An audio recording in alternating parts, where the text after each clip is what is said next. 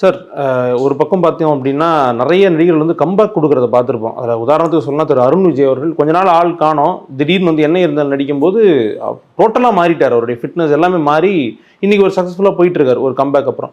இன்னொரு எக்ஸ்ட்ரீம் எடுத்துக்கிட்டா நம்ம பேசுகிற மாதிரி திரு அபிநய் அவர்கள் மாதிரி எங்கே இருக்காங்க என்ன ஆனாங்கன்னே தெரியாமல் போகிறாங்களே சார்.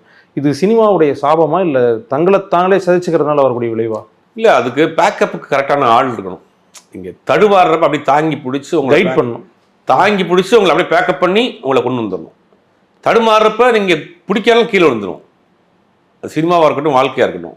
உங்களுக்கு எல்லாருக்கும் நமக்கு ஒரு ஷேக் வரும். அந்த ஷேக் வர்றப்ப நல்ல நண்பர்கள், நல்ல ஒரு குடும்பம் அப்படின்றதுனே அவங்க தாங்கி பிடிச்சி உங்களை அப்படியே கொண்டு வந்துடணும்.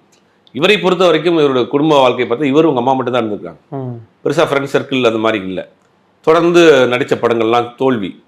அப்படிங்கும்போது அந்த அந்த ஒரு ரக்தி இருக்குல்ல, ஒரு கட்டத்துக்கு மேலே நம்ம ஒரு தெரிய ஆரம்பிக்கும். நார்மல் பேண்ட் இருந்தால் நீங்கள் வெளியில் போகலாம், வேறு வேலைக்கு போயிடலாம். வேறு வேலைக்கு போக முடியாது. ஒரு முகம் தெரியும். ஏதோ ஒரு கம்பெனியில் போய் உட்காந்தாருன்னா அந்த படத்தில் நடிச்சு வருதானே அப்படின்னு கேட்பாங்க.